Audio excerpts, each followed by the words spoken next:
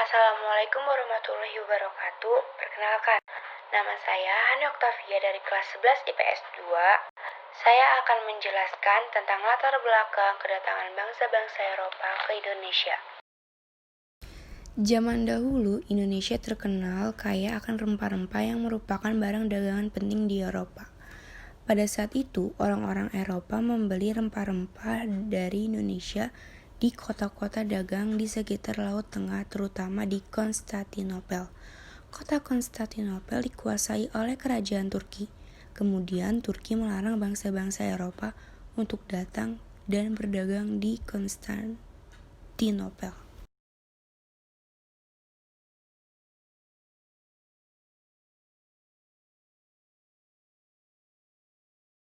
Jatuhnya kota dagang Konstantinopel ke tangan Turki akibat Perang Salib menyebabkan terputusnya hubungan perdagangan antara Eropa dengan Asia Barat yang berakibat rempah-rempah menjadi langka dan sulit dicari di pasaran Eropa.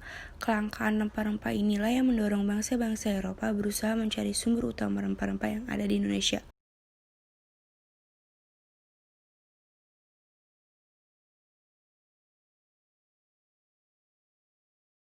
Secara umum, kedatangan bangsa-bangsa Eropa ke Indonesia dilatar belakangi oleh 1. Jatuhnya Konstantinopel tahun 1453 ke tangan bangsa Turki.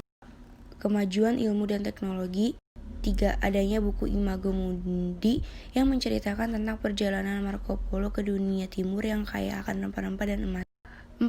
Keinginan mencari daerah penghasil rempah-rempah.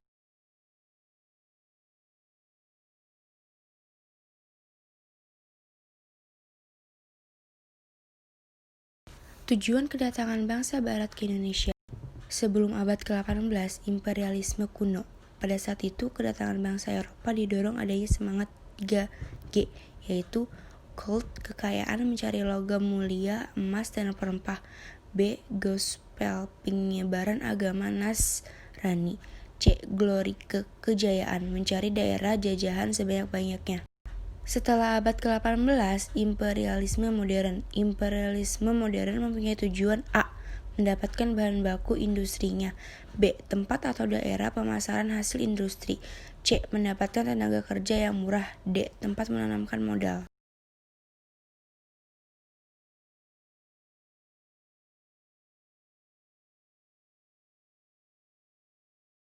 Proses kedatangan bangsa Eropa di Indonesia. Bangsa-bangsa Eropa yang berhasil menemukan dan sampai ke daerah penghasil rempah-rempah adalah 1. Bangsa Portugis. Di bawah pimpinan Vasco da Gama, bangsa Portugis tahun 1498 sampai ke Calicut, India. Pada tahun 1511, Alfonso de Albuquerque menguasai Malaka dan pada tahun 1512 sampai di Maluku. Yang kedua, bangsa Spanyol. Di bawah pimpinan Magalhães, bangsa Spanyol tiba di Maluku pada tahun 1521. Kedatangannya di Maluku mengakibatkan terjadinya persaingan dan persengketaan dengan bangsa Portugis. Untuk mengakhiri pertengkaran tersebut, diadakan Perjanjian Saragossa 1592. Isinya, Portugis menguasai Maluku, Spanyol menguasai Filipina.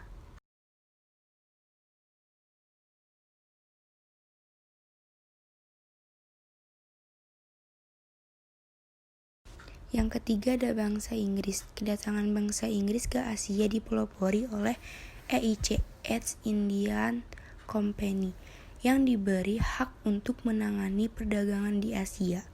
Akan tetapi, EIC tidak berhasil menanamkan pengaruhnya ke Indonesia. Yang keempat ada bangsa Belanda. Di bawah pimpinan Cornelis de Houtman, bangsa Belanda berhasil mendarat di pelabuhan Banten pada tahun 1596. Tetapi kedatangannya tidak diterima oleh rakyat Banten. Ekspedisi kedua pimpin Jacob van Ness dan berhasil membawa rempah-rempah sehingga mendorong kapal-kapal dagang Belanda untuk dagang ke Indonesia.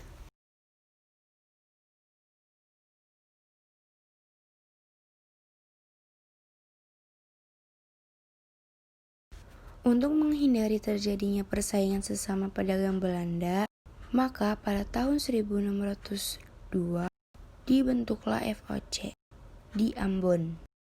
Sebagai gubernur jenderal diangkat Pieter Both, FOC punya hak istimewa octroi yang berupa A. Hak memonopoli perdagangan, B. Hak memiliki tentara dan mendirikan benteng, C. Hak mengadakan perjanjian dengan penguasa atau raja-raja setempat, D. Hak memiliki mata uang sendiri. Dalam rangka menguasai perdagangan rempah-rempah di Maluku, FOC berusaha melakukan monopoli perdagangan dengan mengeluarkan peraturan sebagai berikut. A. Rakyat Maluku dilarang menjual rempah-rempah kepada pedagang lain kecuali FOC. B. Jumlah tanaman rempah-rempah ditentukan oleh FOC. C. Tempat menanam rempah-rempah ditentukan oleh FOC. Pembahasan bangsa Eropa datang ke Indonesia sejak awal Tarik Masehi. Indonesia terkenal dengan hasil rempah-rempah yang sangat dibutuhkan di Eropa sebagai obat, pengawet, makanan, dan bumbu-bumbu masakan. Orang Eropa biasa membeli rempah-rempah dari orang Asia Barat.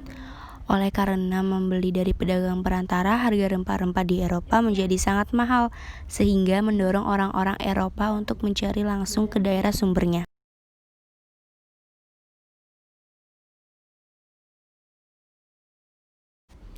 Sekian dan terima kasih. Wassalamualaikum warahmatullahi wabarakatuh.